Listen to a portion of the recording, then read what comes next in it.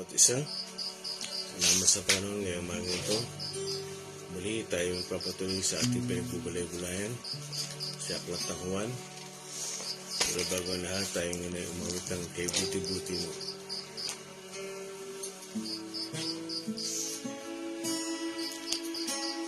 Kay buti-buti mo, Panginoon,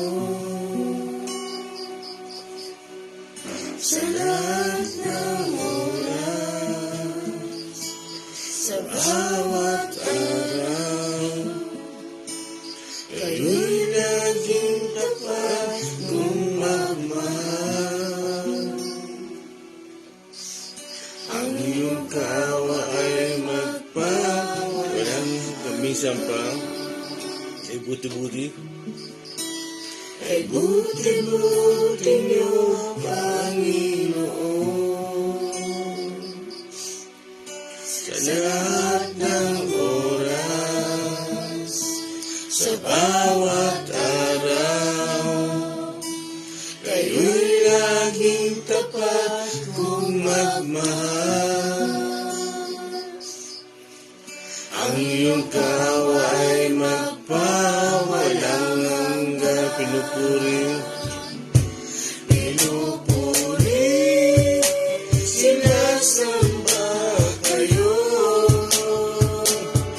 dakilang Diyos at Panginoon. Tunay nga kayo ay walang katulad, tunay nga kayo ay di nagbabago. Mabuti ang Diyos na sa akin ay nagmamahal.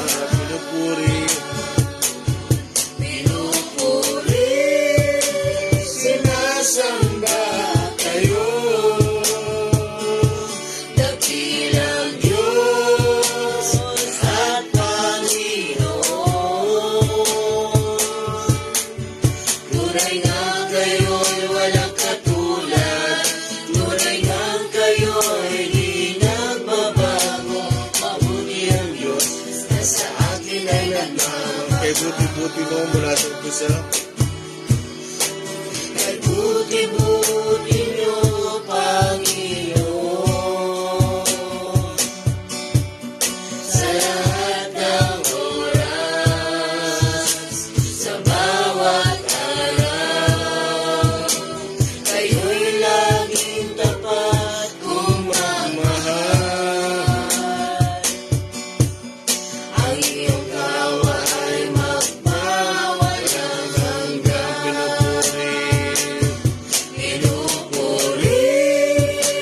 sinasamba kayo, dakilang Diyos at Panginoon. Tunay nga kayo ay walang katulad, tunay nga kayo ay di nagbabago. Mabuti ang Diyos na sa akin ay nagpapuri. Hallelujah. I love. Sinasamba kayo, sambay natin ang Panginoon, dakilang Diyos at Panginoon. Tunay nga kayo ay walang katulad, tunay nga kayo ay di nagbabago. Mabuti ang Diyos na sa akin ay nagmamahal. For the last time, pinupuri, hallelujah, glory. Sinasamba kayo, dakilang Diyos at Panginoon. Tunay nga kayo ay walang katulad, tunay nga kayo ay di nagbabago. Mabuti ang Diyos na sa akin ay nagmamahal. Mabuti ang Diyos, hallelujah. Mabuti ang Diyos na sa akin ay nagmamahal. Mabuti ang Diyos. Mabuti ang Diyos na sa akin ay nagmamahal. Glory, hallelujah. We praise your name. glorify your name. Pinupuri ka namin, Panginoon, sa umaga ito. Salamat sa inyo, Ama. Binangon nyo kami. Salamat po, binantayin nyo kami. Salamat sa hininga. Salamat sa magandang panahon, Panginoon. Salamat po sa umaga ito. Salamat sa kapayapaan na naranasan po namin. Salamat po sa inyong kabutihan. Salamat po sa inyong katapatan. Ama, patuloy kaming lumalapit. Nagsusumamo po sa inyo, Panginoon, Ama. Dalangin po namin sa tulong po ng Banal na Espiritu. Patuloy kayong sumama sa aming pag-aaral. Pagbubulay-bulay sa umagang ito. Kayo po tuloy ba itaas, Panginoon. Sinasatin niyo po ang aming mga puso. Bawat isa hanggang sa kabuturan po nito. Ama, ano ang bagay na hadlang na hindi makakatulong para sa aming pag-aaral. Alisin niyo nga po ito sa aming puso, Panginoon. Patuloy mo itong linisin. Ugasan niyo yung banal na dugo. Patuloy kayo magbukas sa aming mga isipan ng kaunawaan, Panginoon. Upang maunawaan namin ang inyong mga salita, ang mga nais mong ipahayag sa amin. Kaya, Ama, salamat po sa inyo. Patuloy kaming umaasa. Kayo po ang aming pag-asa, Panginoon. Maraming salamat po. Pinupuri namin kayo, Banal na Espiritu. Patuloy kayo sumama sa amin at patuloy kayong maitaas. Kayo po ang nag-iisang Diyos sa buhay namin. Sa pangalan ni Jesus. Amen.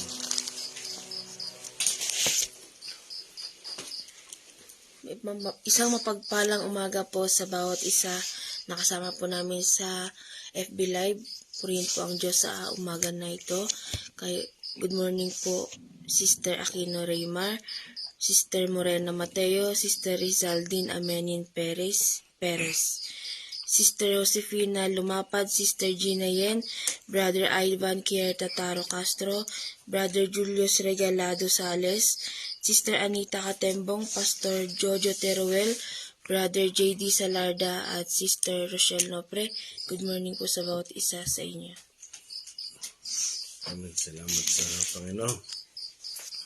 Okay, tayo ay magpapatuloy na sa ating pinag-aaralan. Ano yung ating topic? Sige, basahin mo na yung ating text. Ang text po natin sa umagang ito ay sa John chapter 10 verse 26 to 29. At ang topic po natin ay Eternal Security Part 3. John chapter 10 verse 26 to 29. Ngunit ayaw ninyong maniwala sapagkat hindi kayo kabilang sa aking mga tupa. 27. Nakikinig sa akin ng aking mga tupa. Nakikilala ko sila at sumusunod sila sa akin. 28. Binibigyan ko sila ng buhay na walang hanggan. Kailanmay hindi sila mapapahamak at hindi sila maaagaw sa akin ninuman. 29. Ang aking ama na siyang nagbigay sa kanila sa akin ay lalong dakila sa lahat at hindi sila maaagaw ninuman sa aking ama. Amen. Praise God. Sa pagkabuti ng Panginoon. Hindi nyo ba nahalata? Lagi natin inuulit yung text. Siguro naman, bago tayo umusog, tandang-tandaan nyo na yan. Hindi na makakalipas-basa makakalimutan. At kung makakalimutan nyo naman, pagdating ng panahon, madali nyo marirecall yan. Kasi bakit?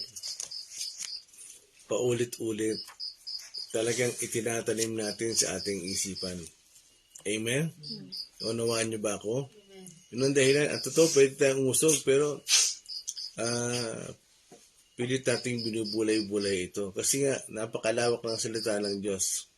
Kaya, magpapatuloy na tayo. Eternal Security Part 3. Okay.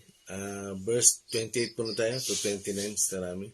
28, binibigyan ko sila ng buhay na walang hanggan. Kailanmay hindi sila mapapahamak at hindi sila maagaw sa akin ninuman. 29, ang aking ama na siyang nagbigay sa kanila sa akin ay lalong dakila sa lahat at hindi sila maaagaw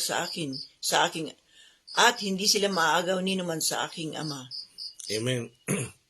Kagaya ng tanong ko kahapon, ano yun? Ano ang katangian ng taong nagtataglay ng eternal life or eternal security? Ano ba yung mga katangian na yun? Di ba sinabi ko kahapon, hindi na tumatalikod. nagtitiis. Amen? Tandaan niyo pa ba? Kaya, dito, kukuha tayo ng dalawang example sa dalawang pinili ng Panginoon. Sino yun? Si Judas Iscariote at si Pedro. Kaya na sinabi ko nga kahapon, ano ba ang katangian ng tao nagtataglay ng eternal life o eternal security? Sabi sa verse 28, binibigyan ko sila ng buhay at kailanman ay hindi sila mapapahamak. Ulitin mo sa verse 28, Starami. John 10:28, binibigyan ko sila ng buhay na walang hanggan. Kailanman hindi sila mapapahamak at hindi sila maagaw sa akin ninuman. Okay, pause. Nakita niyo yan sa Bible niya, di ba? Binibigyan ko sila ng buhay na walang hanggan. At kailanman hindi sila mapapahamak. At tapos tayo sa verse 27 uli. Bago tayo kumuha ng example. Anong sabi doon? Verse 27, Starami. Nakikinig sa akin ang aking mga tupa. Okay, pause. As long na ikaw ay nakikinig sa iyong pastol, hindi ka mapapahamak. As long na ikaw ay nakikinig. Ano pa? Sabi doon, nakikilala Ko sila. ko sila at sumusunod sila sa akin. As long na ikaw ay nakikinig at sumusunod, hindi ka mapapahamak. Amen? Kasi pangako ng Diyos yan eh. Yan ay pangako ng Panginoon as long na tayo ay nakikinig at sumusunod. Di ba sabi ko nga sa inyo, paulit-ulit na sinasabi ko sa inyo, John 8:51. Pagkatatandaan nyo, sabi sa King James, katotohanan, katotohanan. Sinasabi ko sa inyo, kung sino man ang tumutupad ng aking salita, ay hindi na mamamatay kailanman. MBB, pagkatatandaan ninyo. Anong ibig sabihin nun? Huwag kakalimutan. Ang sino mang tumutupad ng aking salita, ay hindi na mamamatay kailanman. Sino gusto niyong unahin natin na example? Si Judas o si Pedro? Mamili kayo. Si Pedro na lang. Lucas 22, 31 to 34. Lucas 22. Tingnan natin yung buhay ni Pedro. Lucas chapter 22 verse 31 to 34. Simon, Simon, hiniling ni Satanas na subukin tayo tulad sa pag-aalis ng ipa sa mga trigo. Okay, tingnan, pakiulit ulit. Parang medyo iba sa pakinig ko eh. Kasi walang ano. Pakiulit ulit. Simon, Simon, hiniling ni Satanas na subukin kayo Yun. tulad sa pag-alis ng ipa sa mga trigo. 32. Subalit idinalangin kita upang huwag manghina ang iyong pananampalataya. At kapag nagbalik ka na, patatagin mo ang iyong kapatid. 33. Sumagot si Pedro, Panginoon, handa po akong mabilanggo at mamatay na kasama ninyo. 34. Ngunit sinabi ni Jesus, Pedro, tandaan mo ito. Bago tumilaok ang manok sa araw na ito, ay 3 beses mo akong ikakaila. Amen. Thank you sa din yan. So, dito makikita niyo mga kapatid. Di ba? Anong sinabi? Doon sa verse 28 ng John 28, binibigyan ko sila ng buhay. At anong sabi sa second sentence? Hindi na sila mapapahamak. So, dito makikita niyo mga kapatid. Yung sitwasyon ng buhay ni Pedro. Anong sabi sa Lucas 22, verse 31? Simon, Simon, humiling si Satanas sa aking ama. Nasubukin ka. No? Humingi ng pahintulot. Sa King James Version, hiningi ka. Hiningi ka ni Satanas sa aking ama. Sabi nga sa malalim salin ay sisip-sipin. Humingi ng pahintulot si Satanas sa ama na sisip-sipin ka. Katulad ni Job. Humingi ng pahintulot si Satanas para subukan si Job. Ganon din kay Pedro. Simon, Simon. Pakibasa sa Rami, 31. Simon, Simon, Hiniling ni Satanas na subukin kayo tulad sa pag-aalis ng ipa sa mga trigo. Yun, tulad ng pag-aalis ng ipa sa ipa sa mga trigo. Humiling si Satanas. Granted naman. Pinahintulutan siya ng Diyos. Na ano yun? Yung tulad daw ng ipa. Ba? Mahirap pagtanggal ng ipa. Iniisa-isa yan. Alam niyo ba yung nagtatahip? Di ba? Iniisa yan. Yung palay ay hinahagis-hagis tapos hinihipan. Ganon, tinatahip. Ewan ko na kung naiintindihan nyo yung tahip pa. Ganon, pag nagtatahip, yung hinahagis-hagis ka. Tapos, inihipan ka. Para bang kailangan talaga ng malakas na pwersa ng hangin para lumipad yung iba. Ibig sabihin, talagang babagyuhin ka. Susubukan ka. Naiintindihan nyo ni Pedro. Panginoon, hindi mangyayari yan. No? Hiling ni Satanas na subukin ka. At ano sabi niya sa tuloy sa 32? Subalit idinalangin kita upang huwag manghina ang iyong pananampalataya. Okay, wait. Subalit idinalangin kita upang ang pananampalataya magmanghina. Alam niyo mga kapatid, kahit nasa langit na ang Panginoon, siya ang nagpe-pray sa atin na tayo ay magtagumpay. Totoo yun. Namamagitan ng ating Panginoon. So Romans 8:26, 28. Pag yan ay binasa mo, makikita nyo, meron palang nagpe-pray sa atin.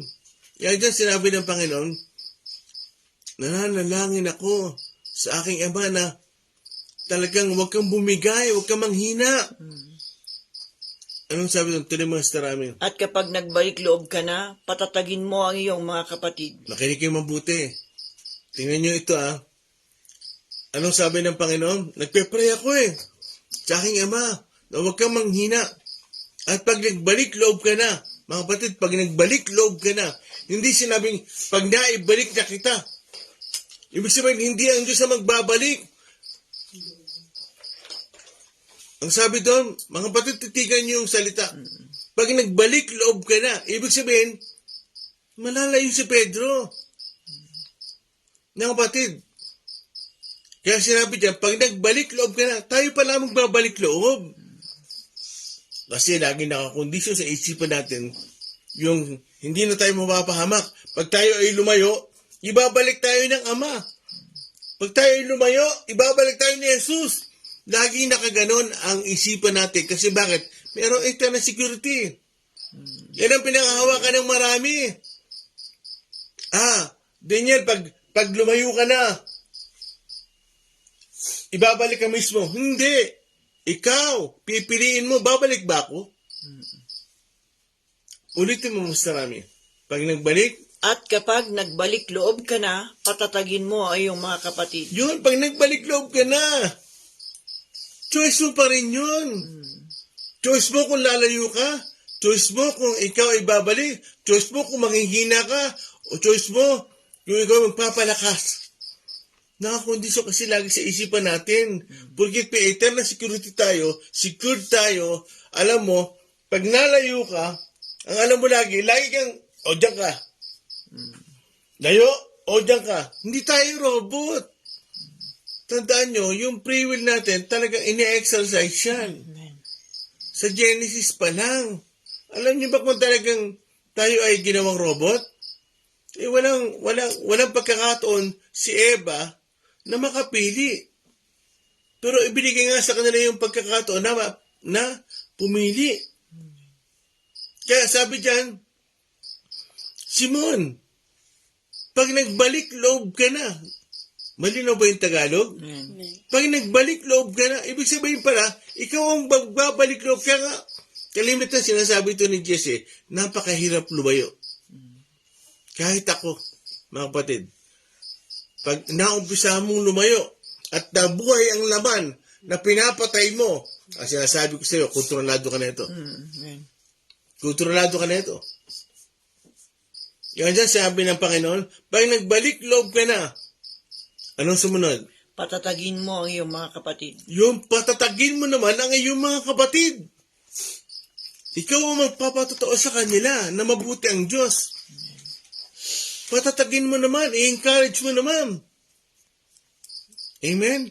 Kaya tayo, bakit meron pa tayong pinagdadaanan? Alam na Diyos, magtatagumpay tayo. Alam niya.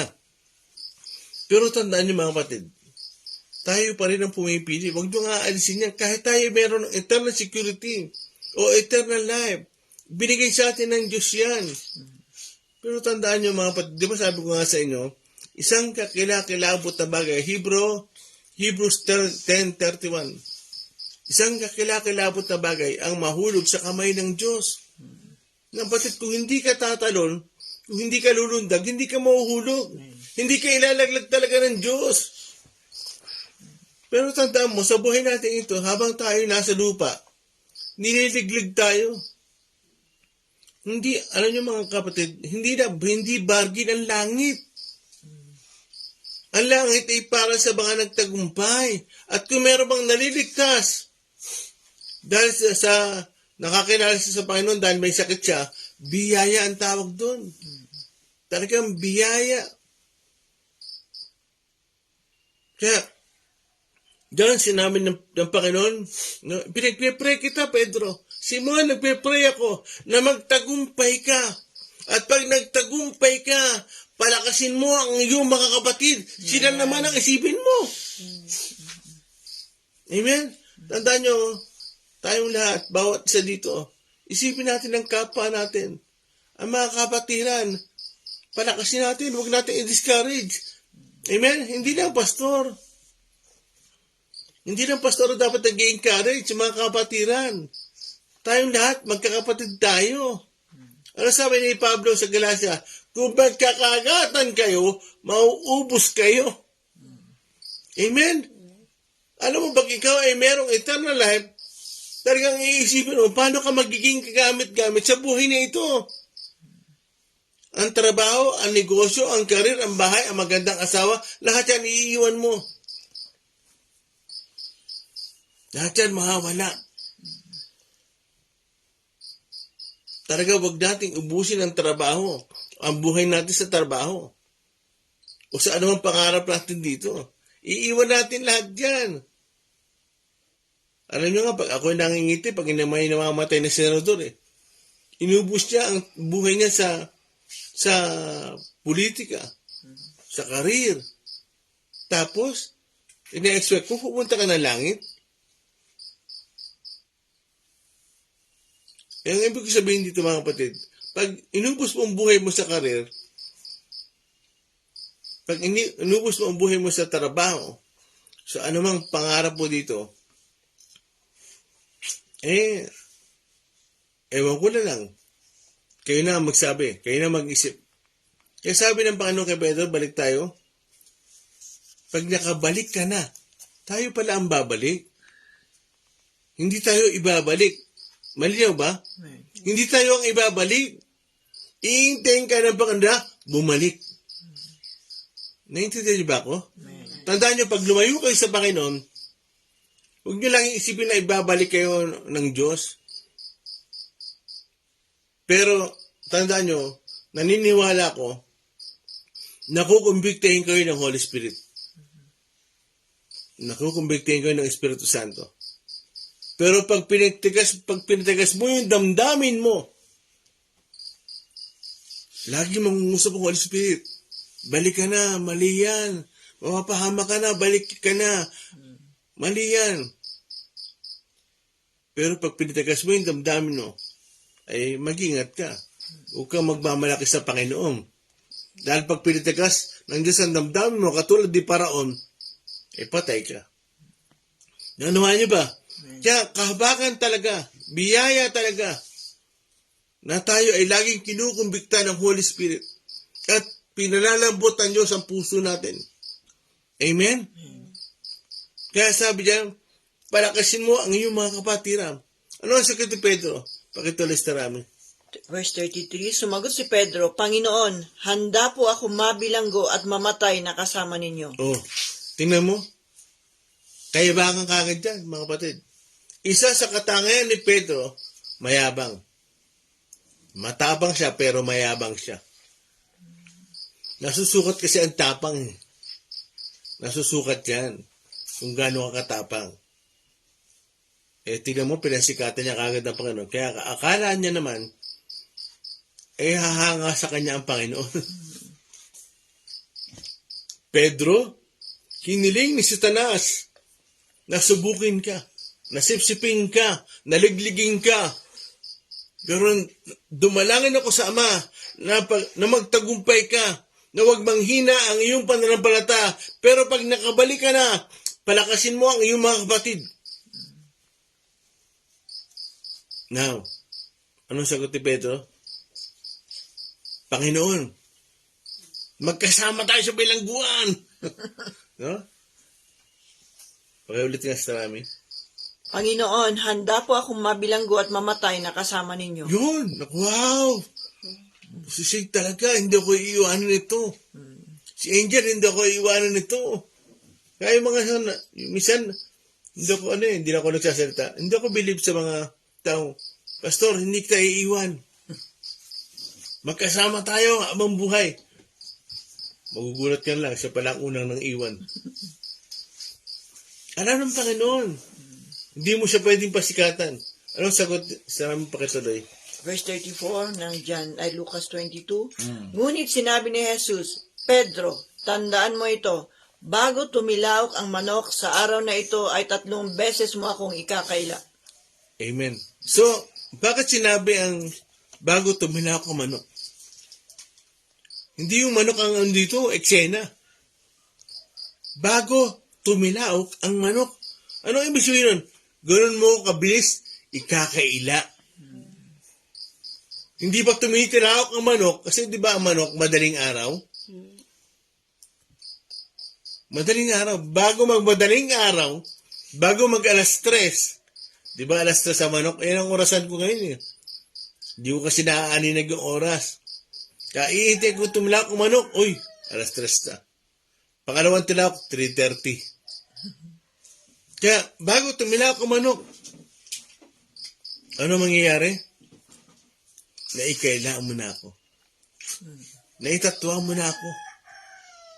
Ganon. Ganon talaga ang mayayabang na tao. Kaya, ano nangyari? Nangyari nga. Nung tinanong siya ng mga tao, di ba kasama ka noon ni Jesus, yung hinahampas, yung nilalatigo? Hindi ko kilala yan. Di ba Kristiyano ka? Di ba? Nakita kita sa church nyo sa tuding. Hindi ko kilala yan. Hindi ako tiga roon. Doon ako sumatuli sa simbahan. Ganun natin. Ganun kabis natin ikinakahila. Hindi niya ipaglaban ng Panginoon. Tinalikuran niya. Mga kapatid, ganito lang yan. So, dumating kay Pedro na talagang naikaila niya ang Panginoon. Pero mga kapatid, ano ang pagkakaiba ni Judas at ni Pedro? Wala silang pagkakaiba. Pero okay lang nilang naipagkanulo ang Panginoon. Si Pedro, 3 beses niya ikinaila. Hindi niya itinuro. Hindi niya sinabing, di ba kasama mo yung si Jesus? Hindi ko kakilala yan. Hindi niya itinuro. Sinabi niya, hindi niya kilala yan. Dapat inyong pagkakataon na oo, kasama ko yun. Kasama ko yun. Hindi niya itinuro. Malaki ang pagkakaiba nila ni Judas. Punta kay Judas naman. Lucas 22. 31 to 34. Lucas.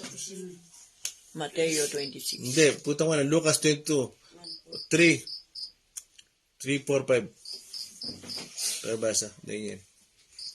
Lucas 22, chapter 22, verse 3 to 5. Noon na may pumasok si Satanas kay Judas, na tinatawag na Iscariote, nakabilang sa 12. Kaya't nakipagkita siya sa mga punong pari at sa mga pinuno ng bantay sa templo upang kanilang pag-usapan kung paano niyang maipagkakanulo si Jesus. 5. Natuwa sila at nangakong babayaran si Judas ng salapi. 6. Sumang-ayon siya at mula nooy humanap na siya ng pagkakataong maipagkanulo si Jesus nang hindi namamalayan ng mga tao. Amen. So dito, walang pagkakaiba si Pedro at si Judas. Ang pagkakaiba lang yan, si Pedro, hindi niya itinuro. Si Judas, itinuro niya. Kasi, ang naging trabaho ni Judas ay ituro niya kung sino si Jesus. Kung paano mahuhuli. Mga kapatid, tandaan nyo, di ba sabi ko nga sa inyo, as long na tayo ay nakikinig at sumusunod, ay hindi na tayo mapapahamak. As long. So dito, si Judas, mga kapatid, yung kanilang first year, tandaan nyo, pag sinabing apostol, personal, yung 12 apostle, personal choice yan. Personal choice yan ng Panginoong Jesus. As Judas ay isa sa choice ng Panginoon. Pwede naman sabihin sa akin, nagkamali ba ang Panginoong Jesus? Napiliin si Judas? Hindi nagkamali ang Panginoong Jesus. Marami nagsasabi, si Judas daw, hindi ligtas. Hindi. Tumanggap din si Judas ng kaligtasan. Ligtas si Judas. Tandaan nyo, yung unang taon na si Judas ay napili ng Panginoon, masaya sila. Masaya silang humahayo, masaya silang kumakain, masaya silang nagpe-pray. Mga kapatid, ano ang naging problema ni Judas? Sa loob ng 2 taon, masaya sila. Pero yung sumunod na taon, kasi di ba 3.5 years ang Panginoon dito, nagministeryo, yung 2 taon, masaya sila ni Judas. Bakit? Treasurer nga si Judas eh. Si Pedro, ang naging participation lang ni Pedro, kasama siya ng Panginoon na humahayo. Pero si Judas, may posisyon siya. Treasurer siya. Mabigat ang katungkulan niya, ingat yaman siya. Isa siya sa pinagkakatiwalaan, mga kapatid. Mga kapatid sa rami, isa to sa pinagkakatiwalaan natin. Ganon din si Judas. Kaya yung unang taon at pangalawang taon, masaya sila. Na kumakain, humahayo, nagbe-pray. Pero yung sumunod na taon, anong ginagawa ni Judas? Kung tutin siya, nanguhupit. Nanguhupit siya, mga kapatid. Ano pa? Kung tutin siyang hindi sumasama. Pag ikaw ay hindi na sumasama, unti-unti nagbabago ka na, ay makakapasok na ang kaaway. Bakit? Manghihina ka na eh. Di ba sabi kay Pedro? O Pedro, dumalangin ako sa Ama na pag lumakas ang iyong pananampalataya, na huwag kang manghina. Dumalangin ako sa Ama na huwag kang manghina. Ibig sabihin, ang Panginoon, Jesus, ang namamagitan. Nagpipray siya. Kung meron mang gustong magtagumpay dito, hindi kayo, ang Diyos. Si Jesus, kung meron mang gustong magtagumpay, no, sa atin, kung merong gustong magtagumpay, yun ang Diyos. Ang kailangan lang natin ay patunayan natin. Magpatuloy tayo, makinig tayo, na kapatid. At sumunod tayo. Kaya nangyari sa buhay ni Judas, mga kapatid, yung sumunod na taon, yung pangatlong taon, eh hindi na siya sumusunod. Pag sinabing prayer meeting, wala na siya. Pag sinabing devotion, wala na siya. Paano siya pa? Lulubog, lilitaw. Parang palitaw. Lulubog, lilitaw siya. Kaya ano nangyari? Tanghina siya. Alam niyo ba yun? Alam niyo kung bakit tayo nagtitipon? Para lumakas tayo. Hebreo 10:25. Ano sabi doon? Pakibasa nga. Hebreo 10:20, Mr. Cathy. Hebreo 10:25. Hebreo 10:25. Huwag nating kaliligtaan ang pagdalo sa ating mga pagtitipon gaya ng ginagawa ng ilan. Sa halip, palakasin natin ang loob ng isa't isa, lalo na ngayong nakikita nating malapit na ang araw ng Panginoon. Amen. Kaya tayo nagtitipon upang magpalakasan. Ang nangyayari kay Judas, mga kapatid, noong unang taon, masaya siya dahil church siya eh. Pero sunod church siya ng Panginoon. Pangalawang taon, masaya sila. Pero yung sumunod na taon, unti-unti na siya nagbabago. Kaya ano nangyari? Nanghina yung kanyang pananampalataya. Unti-unti na siya nagbabago eh. Alam niyo mga kapatid, ang apostol na lang kay Judas, panglabas. Visible na lang yung kanyang pagiging apostol. Pero sa loob, sa puso niya, hindi na siya apostol. Backslider na siya. Kaya totoo yun. Hindi porket may ka na security ka, ay hindi na uso yung backslider. Meron pa rin magbabackslide. Meron pa rin tumatalikod.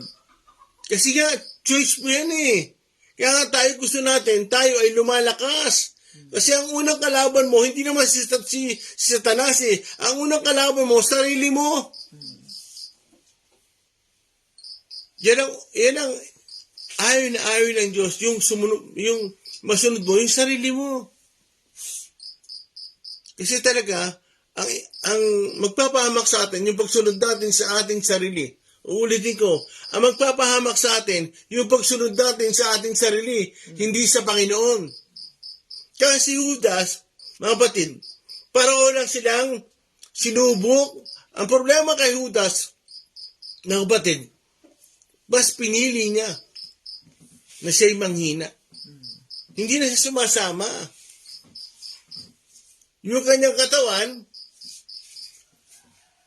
basically, siya apostol. Pero sa puso niya, hindi na siya apostol. Sa puso niya pa lang, na ipagkanulo niya ng Panginoon. Kaya, di ba, binayaran siya.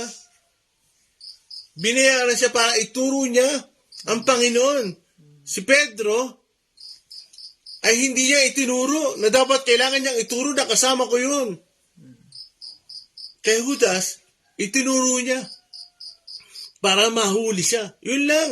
Pero ano nangyari mga kapatid?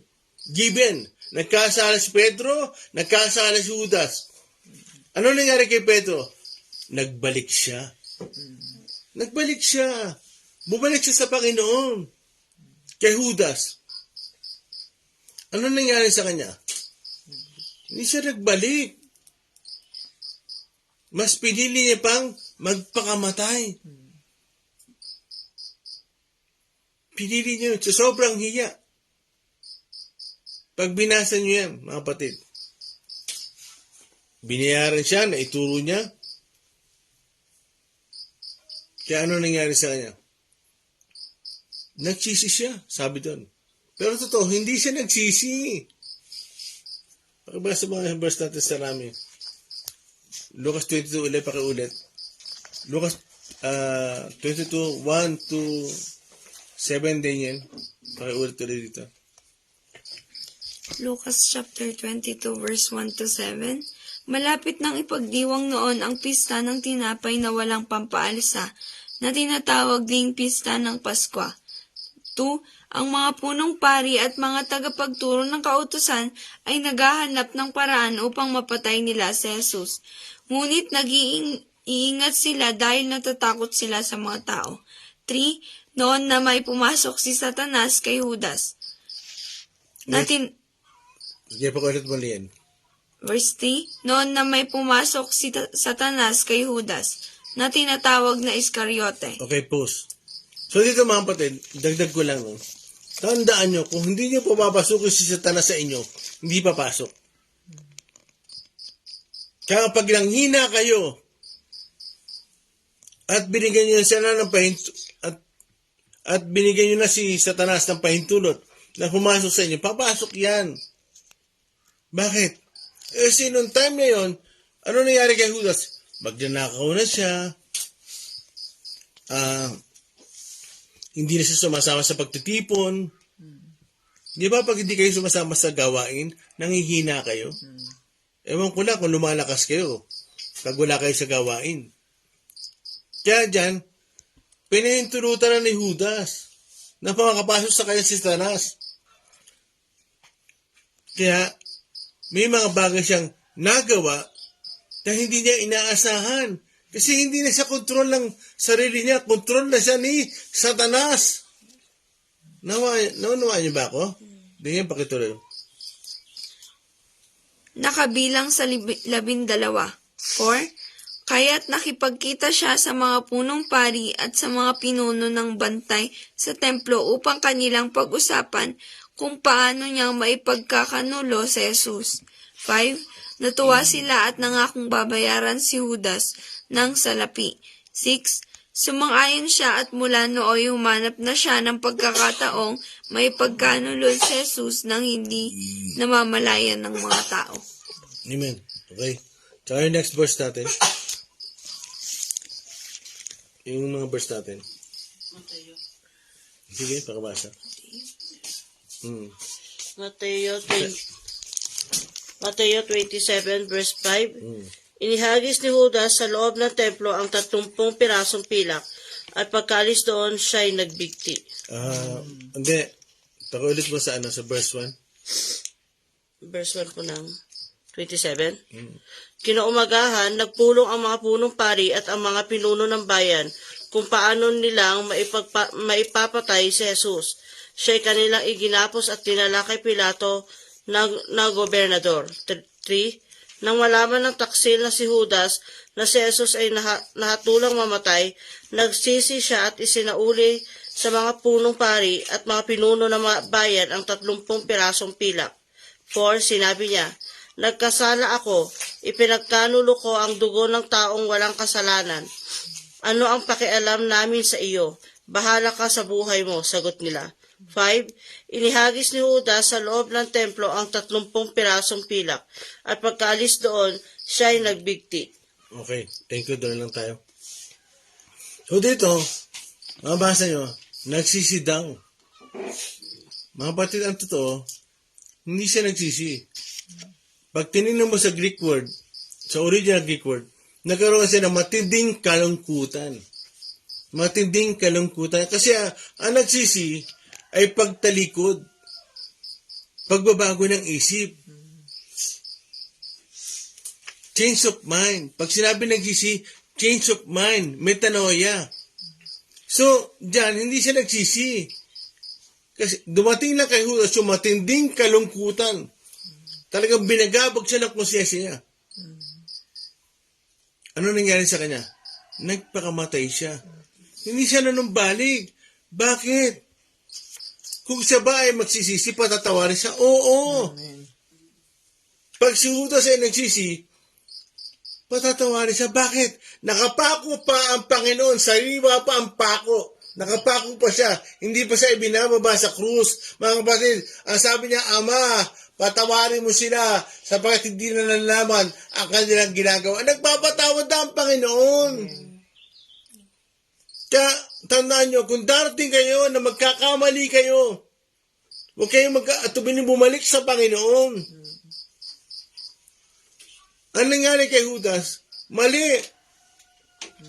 Nagpakamatay siya kasi hindi ba alam na nagpapatawad ng Panginoon? Ano nangyari? Bakit na nakalimutan? Hindi kasi siya uma-attend. Hindi siya, bira na siyang umattend.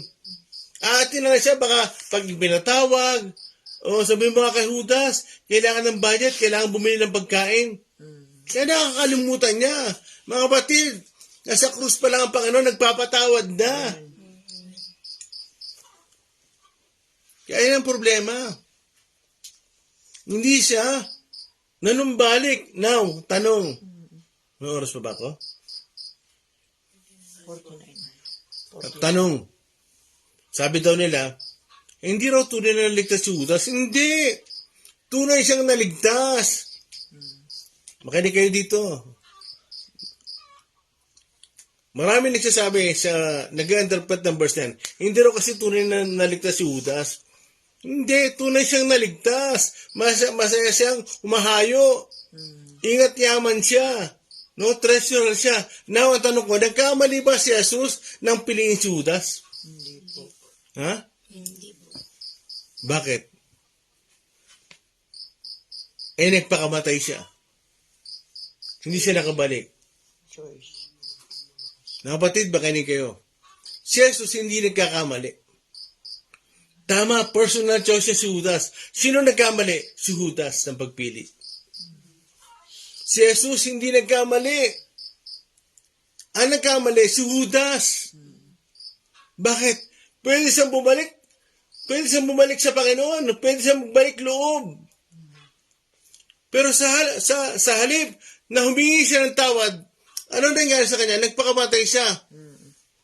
Yung matinding kalungkutan kasi, yung minsan nagdudulot sa atin ng kapahamakan. Ang kailangan sa atin, huwag malungkot. Bumalik sa Panginoon, magsisi.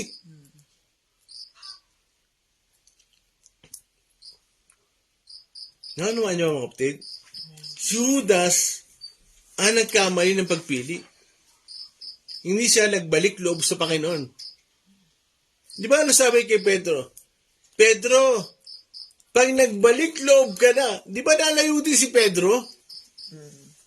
Nandiyan pa ba kayo? Nalayo si Pedro Pag bumalik ka na, palakasin mo ang mga kapatid mo. Ang nangyari kay Judas, hindi siya nakabalik. Bakit? Hindi siya nagsisi. Hindi siya nagpakumbaba Nag-emote-emote pa siya. Kaya ano nangyari? Sa halip magsisi siya, mas pinili niya magpakamatay. Nakalimutan niya ang Diyos, nagpapatawad, gaano pa kalaki ang kasalanan mo. Amen. Makinig kayo, kahit gaano pa kalaki ang kasalanan mo, kahit kasinlaki ng barko ang kasalanan mo, sapat ang dagat. Nang batid, babagalan ko, kahit kasinlaki ng barko ang kasalanan mo, ang biyaya ng Diyos tulad ng dagat. Amen? Amen. Walang sukat ng dagat. Ganon ang biyaya ng Diyos. Mapagpatawad siya sa nagbabalik loob sa Kanya. Ano niya ba ako? Kaya, ano sa sabi sa verse 27? Balik tayo doon. Verse 27 ng John. John chapter 10, verse 27. 7. Nakikinig sa akin ang aking mga tupa. Nakikilala ko sila at sumusunod sila sa akin. Yun. Kaya dito mga kapatid, ang problema kay Judas, hindi na siya nakikinig sa Panginoon. Sa sarili na lang siya nakikinig. Laging ako. At hindi na siya sumusunod. Kaya mga kapatid, kailangan tayo sumunod sa ating pastor. May tanong po si Gina yan. Oh, sige. Maaari po bang pride ang naging dahilan ng di pagbalik ni Judas? Yes. Pride. Yung matinding kalungkutan, nagdudulot ng malaking ng pride yun. Ulitin ko, yung matinding kalungkutan, no, nagdudulot ng pride yun. Kasi, sarili niya yung sinusunod niya. Ano ba ang definition ng pride? Big I and little you. Yun ang pride. Big I and little you. Mas sinunod niya yung sarili niya. Kung sinunod niya ang Panginoon, nagbalik loob siya. Na kapatid, ito lang yan. Huwag niyong susukatin ng Panginoon na, ay baka hindi na ako patawarin. Diablo yun. Ay, asama ko na kasi, hindi na ako magbabago. Diablo yun, hindi yun sinasabi ng Panginoon. Ang Panginoon, biyaya, biyaya, biyaya. May pagkakataon ka. Hanggat ikaw ay buhay. Hanggat ikaw ay nasa balatang lupa. Nandito ang pagkakataon. Naunawaan niyo ba? Kaya, tandaan nyo, kahit gano'n ang kasalanan nyo, si Judas at si Pedro, pareho lang sila. Nagkaila, nagkaanulo. Pero nga si Pedro, 3 beses din tinanong ng Panginoon para makabawi siya. Bumalik lang tayo sa Panginoon. Amen? Amen. Kaya, Kaya ang Panginoon, hindi siya nagkakamali. Ligtas si Judas. Pero ang nangyari sa kanya, mga kapatid, danghina yung kanyang pananampalataya at hindi na siya nakabalik sa Panginoon. Unti-unti na siya nanghina. Nakontrol. Tingnan niyo mga kapatid, dumating sa kanya yung matinding kalungkutan. Ano nangyari sa kanya? Mas pinili niya katilin ang kanyang buhay.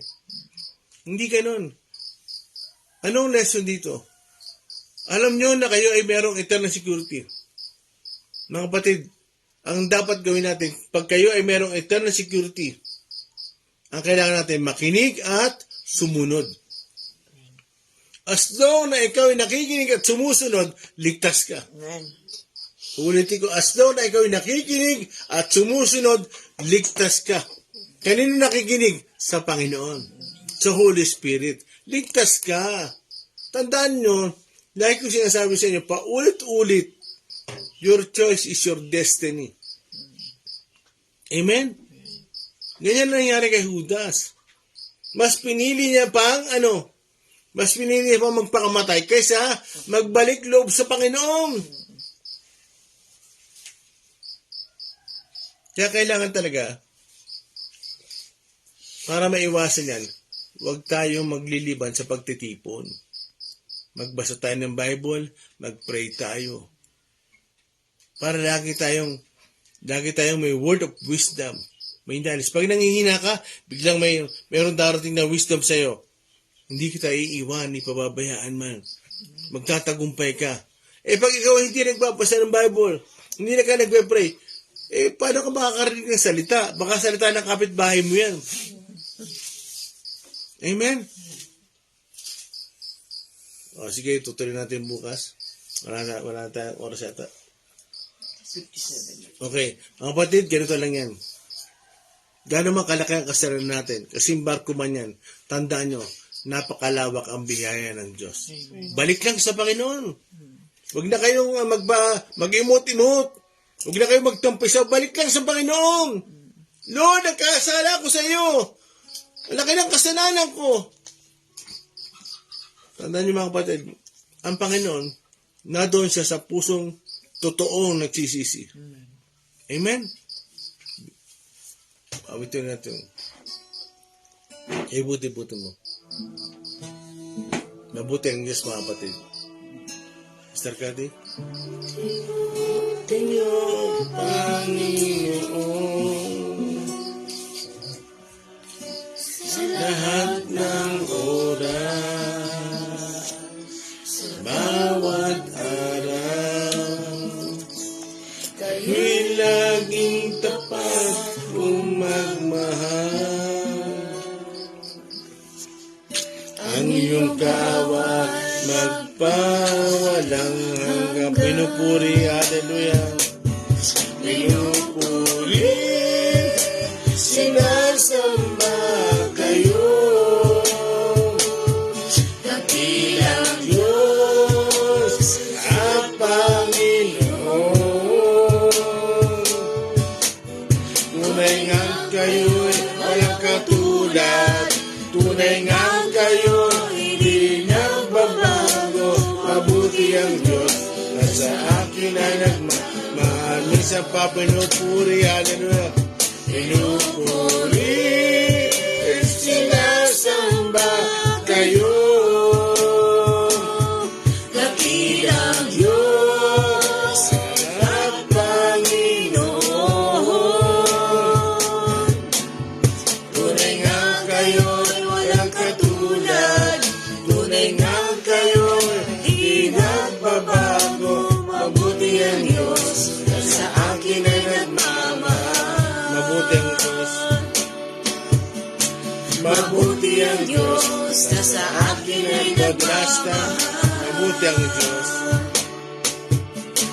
Mabuti ang Diyos na sa akin ay nagmamahal.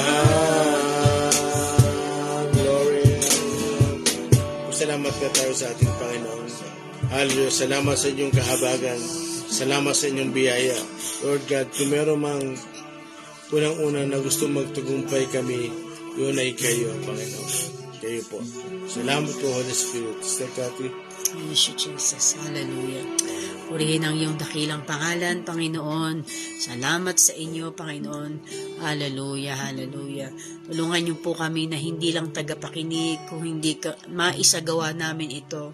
Lord God, tunay na maraming beses na namin itong narinig, Panginoon, pero kailangan po namin marinig ulit upang patuloy po namin itong matandaan at magawa sa aming buhay.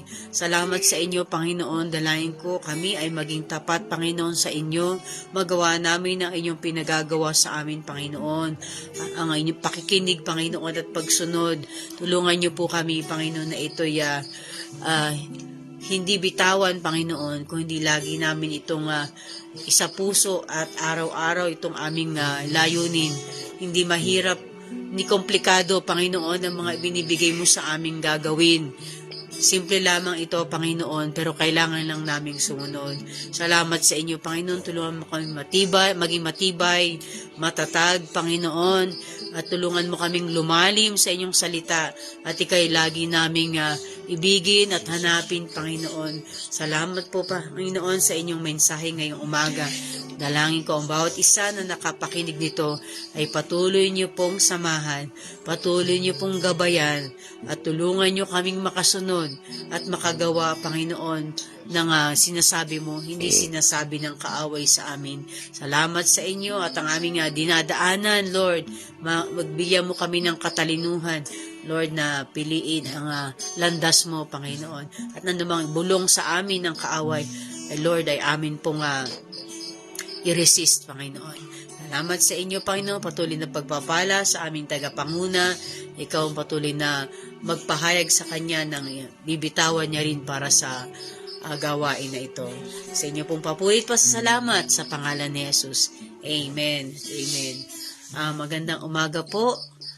Maria Rochelle Samoy, Sister Leonora Santiago, at happy birthday kay Lian. Cherry Pimentel, Udi Velasco, Lilay Uwal, Raquel Narboneta, Faustina Fuentes Robero, Mary Chris Claudio, JC Gardose, Elenita Aranduque, magandang umaga po sa inyong lahat. Alan Rocreo, Oliver Martinez, Liway Anorico, Lynn Salazar, August Miranda, Sister Telma and Brother Jerry Dawson, Corazon Alfonso, at magandang umaga po. God bless po sa inyong lahat.